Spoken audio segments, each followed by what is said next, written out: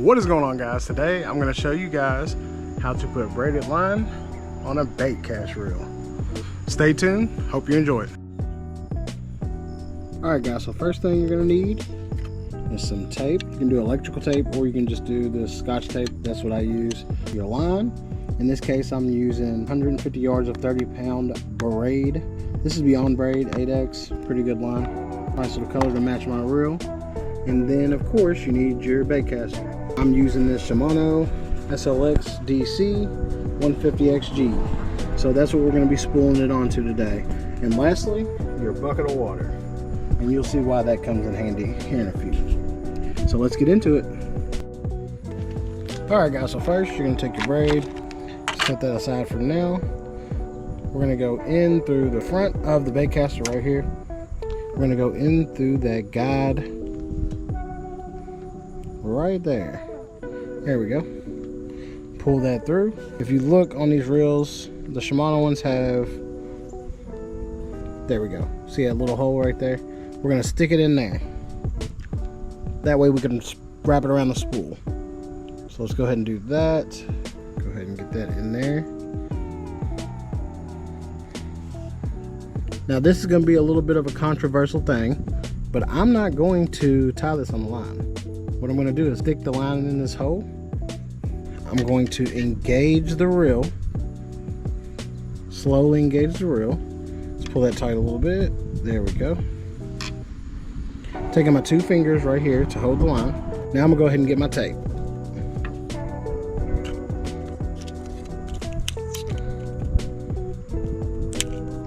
Say you want about a ½ inch, maybe a little bit more. You're going to take that tape. Pick up your baitcaster, apply that to the bottom and the back, and then roll that towards you with that piece of tape on it. Bam! Press it down real good. Now we can add a little bit of pressure and start our first line. Make sure you're holding tension. You want to hold tension right here, guys. There we go. Holding tension, holding tension. You just want to get this started. Once I get this started, I'm going to go ahead and go into the next step. So there we go, that started pretty well. All right, the next we're going to take our spool of our braided line and we are going to toss that right in our water bucket, just like that. Then you're going to hold tension right here. I like to hold it in my arm like this and then hold it against my chest. Hold tension and get that line on there. There you go.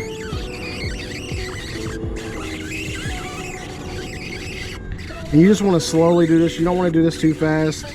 You want to slowly do this, but make sure you're holding a lot of tension on the line. Just like this. And the bucket of water, guys, helps with that tension. And it takes off some of that excess dye that they put on this braided line. Because a lot of people in my last video were asking me, why the bucket of water? Why the bucket of water? That's why, guys. There we go. And you just spool that up. Now, rule of thumb, you never want to over spool this bad boy. So the way I do it is, once it gets to a certain level, once I can only see a certain amount of that spool, that's when I stop. So a little bit more, and we're about to stop right about there. That feels good. You still see the spool on both sides, so that's what you want right there. You're gonna want to go ahead and cut your line right there. Boom.